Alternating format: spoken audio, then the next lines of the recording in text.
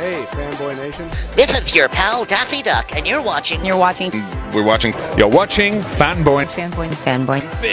Fanboy, etc. Fanboy Nation. Dot, I assume Tom.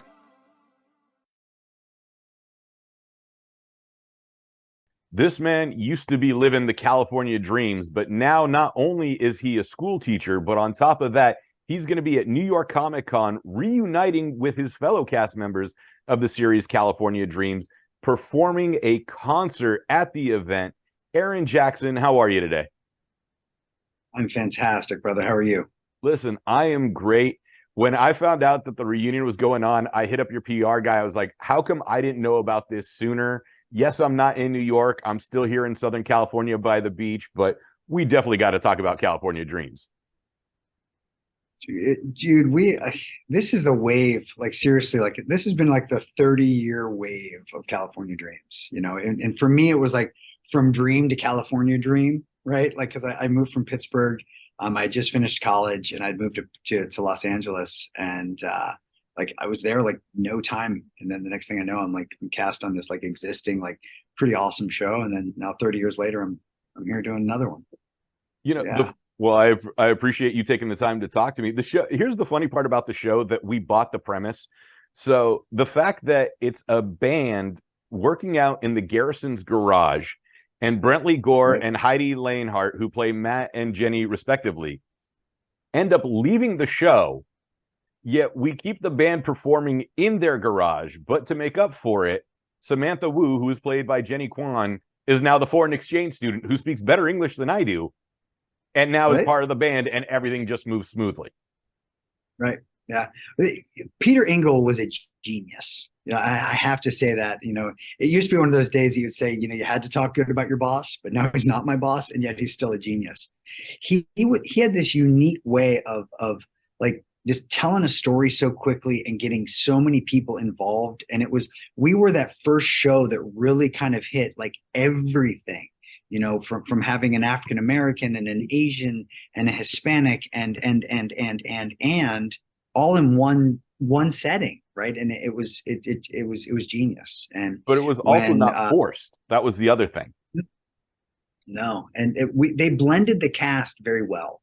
And when I was hired on at the beginning of third season, Diana and I, it was like we walked into NBC studios. You know, and we had our. You know, everyone has their story on how they got the part and you know how many auditions they had to do and the vocal auditions and this and that and everything else. For Diana and I believe, well, I can speak for myself anyway. Mine wasn't as rigorous as everybody else's. Mine was just kind of like I had like 8 auditions, call back to producers, you know, to directors, to then to the network, and it was like when I got cast, next thing I know, it was like 2 days later, and I'm still wet behind the ears moving to California, and I'm finding out I'm getting a dressing room, and I've got a publicist, and I've got this, and I've got that, and we got these photo shoots. I had no idea the magnitude of what being on a television show was like. I had no clue. And then we walked into the studio for that first time, and you know, you had Kelly, you had Jenny, you had Michael, you had William, and you had Jay, and they just like family, instant family. Like it wasn't like, oh, they're the new kids. It was like instant family. Yeah, we got hazed and razzed, but it was still instant, you know, the younger siblings, if you will. It was amazing. Well, the fact that Peter Engels can have his own convention at this point with Saved by the Bell, California Dreams, what is it? High School USA, Hang Time, and so many other shows. Saved by the Bell, the new class, the new class, the college years, the newest class, the newer class. I mean, you know, it was a dynasty that he started. I mean, he was like the Dick Wolf of Saturday morning. Yeah. Like he's the one that almost put Bugs Bunny out of business. Yeah. Right. I mean, the only thing we used to get preempted for was basketball. That was it. Like, and it was only like the big games that they'd preempt us. But beyond that, like we had guaranteed slots. And then Ted Turner bought us, you know, with TBS. And then when we went into syndication, I mean, it blew up. It blew up quick. You know, for me anyway, for the kids, they were kind of on this journey, but for Diana and I, it was overnight success. And the show didn't shy away from touching on subjects. You know, Dr. Jones, we'll refer to him by his professional name at this point. They did the family tree episode, and he had to deal with, you know, identifying the past of being a descendant of slaves. you know, your character had stage fright at one point, and you know, cousin Sylvester didn't help by you know, screaming "Hi ho, Silver away" and whatever else that kept going on. So they were actually touching upon real life subjects, but still kept it, you know, youth friendly. It was a lighthearted way of touching things, right? It was like, we can talk about this, but we can't go down this far. But we can introduce the subject. I mean, we had, you know, Kelly on steroids. We had Jay Anthony's when Jake's uncle was a smoker, and then he ended up dying of cancer. You know, I mean, who does that on Saturday morning, right? And like, I think the biggest trial and tribulation that my character had to go through, I had two of them. One was We'll Always Have Aspen episode, where I met this girl named Jenny, and we'd fallen in love, and she was an Olympic skier. And like, that was like explaining to kids what heartbreak is like, but yet but allowing somebody to go and set something free kind of scenario. And if it's meant to be, it'll come back kind of scenario. And then my other one was on the graduation episode with Tara Reid, where Tara Reid came in as my girlfriend. And it was, you know, my character being the nerd that I was, you know, the shirt always buttoned up, and I was, you know, the more timid one, if you will. Finally gets a girlfriend, and she wants to go to a party. And I'm like, yeah, I want to go to a party and drink brew too, because we weren't allowed to say beer, but it was brew. And so we go to this party, and then, you know, after an evening of drinking, I end up driving, and we get in a car accident, and she's got a concussion and a punctured lung. And, you know, I got arrested, I got booked, I got all these things. And like, who does that on Saturday morning? Peter Engels. And it if nothing else, it maybe stopped. If it was just one child, if we got to one child to say, you know what, I'm not going to do that.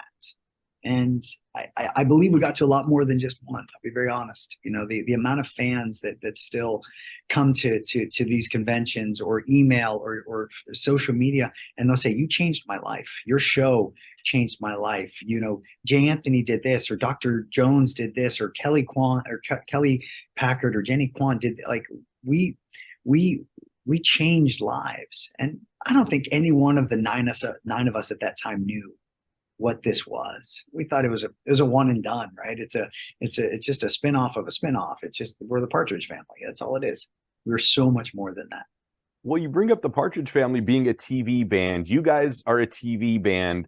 You know, the Archies were a TV band. Saved by the Bell had Zack Attack, which was a TV band.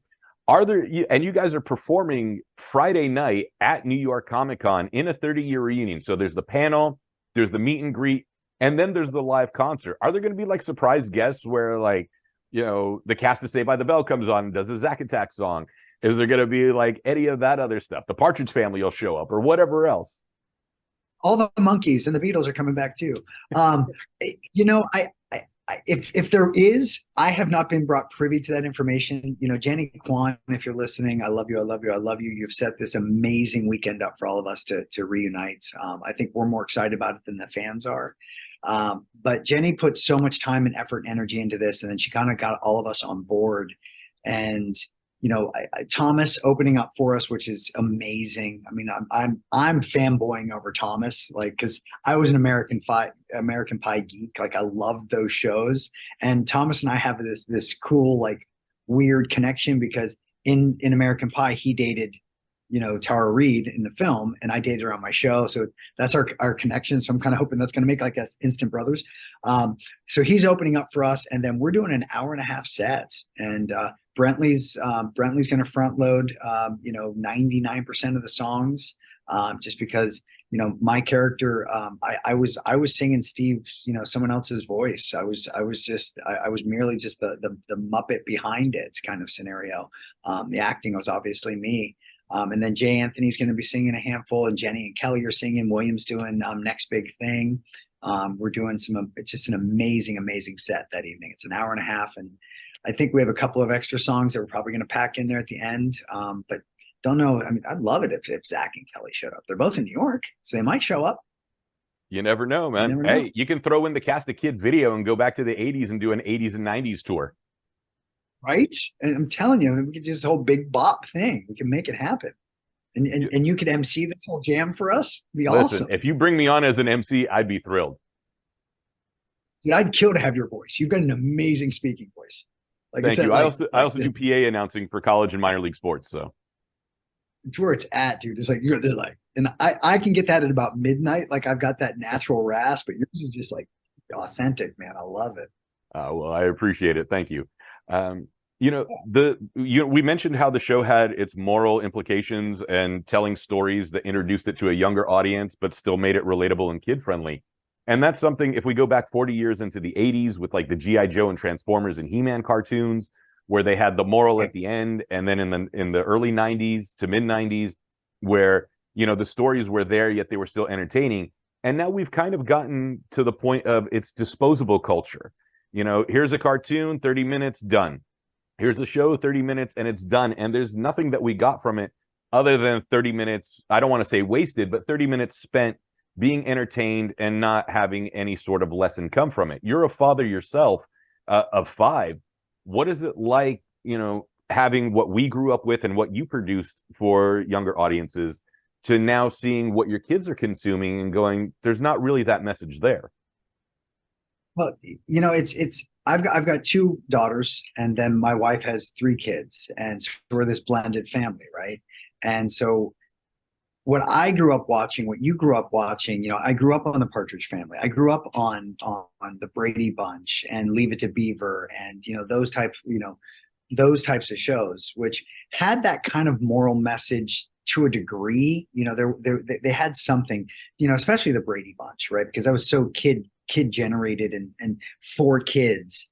And then we kind of got into our show where I think, and I don't want to say that there was a Christian message behind every episode, but the moral message was, it was almost like every one of them were like, we ripped it straight out of the Bible, and then let's like intertwine different words. But at the end of the day, it's David and Goliath, right? Or it was Moses doing this, or it was Luke doing that. And so there was that. And the content that's coming out now, it's almost like one and done episodes, that I almost feel like let's dumb it down for the audience, because we're an internet generated social media living, that our attention span is only so small that we live on reels instead of 30-minute episodes or 22.5-minute episodes. And I think Peter just somehow, and our writing staff, Tony and Ron, and the amazing, Franco Barrio, or one of our producers, the amazing cast and crew that we had, allowed us to tell these stories. And with, Michael being the cut up that he was, but then to be able to do like some serious work when he did the episode with the blind girl, and like showing that he is a human, he does care. Yeah, you can be a cut up and still have feelings, right? And you can be Jake, this tough motorcycle riding, tough boy band kind of thing, but yet hurt when your girlfriend breaks up with you and cry on camera. That's okay. And I think now in television, it's all about like how pretty you are, how handsome you are, and happy-go-lucky, And if it's not happy-go-lucky, it's just the morbid stuff. There's so much in between that, and that's what I really think. That's what California Dreams was for so many of us. I mean, I grew up on the show, and I know Kelly and Jenny and William and Michael and Diane and Brent and Heidi, they did as well. We were kids, anywhere from 15 to 19 when we got cast. The interesting about that, I mean, you're like, oh, you have to be good looking. Let's be honest, all of you guys were really good looking on the show. So like, don't downplay how like good looking you guys were. We looked good. I mean, now 30 years later, and and my hairline's chasing my back. I think we all aged well. We've all we've taken care of ourselves, which again, that was go back to Saved by the Bell and Dreams. Like that was kind of the moral of our shows. Like, respect yourself and respect others. Like there was an honor code almost on our show, and I will not lie, cheat, steal, or plagiarize kind of scenario. And that's how we live our lives now. And that's why our fan base is so amazing, because they've stuck with us for 30 years. And like, from what I understand, there's just a plethora, which is a big word like mayonnaise for me. And I don't have a big vocabulary, so I'm going to throw that one out there, of people coming to our concert Friday night, October 13th at the Stitch Bar and Blues And then our meet and greet all day Friday with our cast ops and our photo ops and our talkbacks and all that stuff. I mean, we just have such an amazing fan base. Amazing. What's it like being recognized now versus then? And especially as a teacher, because you teach drama now and the kids' parents grew up with the show, whether as coming of age or whatnot. And then they come to the performance and go, wait a minute, where do I know you from? It is so funny you say that because, you know, as a teacher, I teach in a private, a college preparatory high school, right? Very small community. And when I have parent teacher conferences or I do my back to school night and all that stuff, people are like, wait, I grew up watching you. And then I'm like, yep. And now I'm teaching your kids. That's what I'm doing. I'm going to educate the youth. And the coolest thing about that is because for me teaching drama, you know, living the life, my earlier years of life, starting off in the theater world and doing commercials and then getting into a little bit more film and then getting onto the series. And then thereafter getting back into film and then starting producing and directing. And then I started going around the country talking to high school and middle school students about the effects of drinking and driving and the effects of bullying. And I tried to use my celebrityism, if you will, as a platform to not just, it was never about the money. It was never about the magazines, though I loved it. I'm not going to lie. And anyone that tells you that they didn't would be lying to you. I loved being on the cover of Bop magazine or Time, you know, Teen Machine or YM or whatever I was on. But I used that platform, as did the rest of my cast, our cast. And we used that for the good. So when I got offered the job to come teach high school and you know, have the parents that grew up watching me and I get to teach their kids, they get to see the dreams do come true, right? And I went from being a small town Pono village outside of Pittsburgh, Pennsylvania, to live in the California dream, right? And then now I live in Southern Florida, and I get to teach other young aspiring actors that if you want this, yeah, you can have it. Like it's not easy. There's nothing about this industry that's easy. Whether you want to be from a career background artist to a lead on it, there's nothing easy about this journey. But it takes drive, determination, will, and want, and you've got to want it more than you want breath. And if you're willing to sacrifice all of that at that point you might have a chance. And I get to talk to these kids about that. And yeah, of course, they find YouTube videos of the show, or you know, when I was on other game shows, Buzz dating show, and they're like, oh, Mr. Jackson, you were on a dating show. Did you ever go out with her? And I'm like, dude, I was married when I went on that dating show. And that was, and they're like, no, you weren't doing that. It's just, so they dig it all up. Anything that they can find on the internet. Like, I can't tell you how many kids print out pictures and say, hey, Mr. Jackson, will you sign this for me? And they're being cheeky, but on the backside of it, they're also like, it's really kind of cool that our drama teacher was like a television and film star. Like, he's got like IMDb, he's got like thousands of followers. He's pretty cool, you know. So it's a neat jam. It really is. And then you scare the hell out of them with Children of the Corn 5 and you're good to go. Right. And you know what? I was just talking to my headmaster today about Children of the Corn 5 because we were talking. I watched a horror movie the other night, which I loathe horror movies because of Children of the Corn, mind you. We're filming in Camarillo, and it was Eva Mendes's feature film debut, Alexis Arquette, Greg Vaughn, and Noah Wiley, and amazing cast and crew on this thing. And I had auditioned for Alexis Arquette's part, and Alexis had auditioned for my part. And we looked so similar that I had a more menacing look than what Alexis did. So they put me in as Zane. Well, the director at the time, Ethan, says to me, he goes, yeah, but your hair, we got to do something about your hair. So they platinum blonde me, which I'd never done any product in my hair, let alone I'd never had hairspray. Like, I was never a gel guy. Like, I let my locks just go, right? And he's platinum blonde. I mean, it was like freaking straw when it was done. It was awful. It was atrocious. At any rate, we're filming in the middle of Camarillo, and they do this scene where we're in the corn, and they wanted us to chase the kids through the corn, and they had this big jib shot crane with the camera, and they wanted us to run through the corn chasing them. I'm like, okay, I'm chasing them. I have no reason to be scared. Well, the producers thought it'd be funny to be in the corn and trip us and grab us and scared the dog snot out of me. So I hate scary movies. So, but my kids, all of them are like, hey, I saw you, Zane, checking out Eva Mendes. And because I teach freshmen through seniors. So like the freshmen are like, they're still googly eyed and like, oh, girls, that kind of thing, or boys, whatever.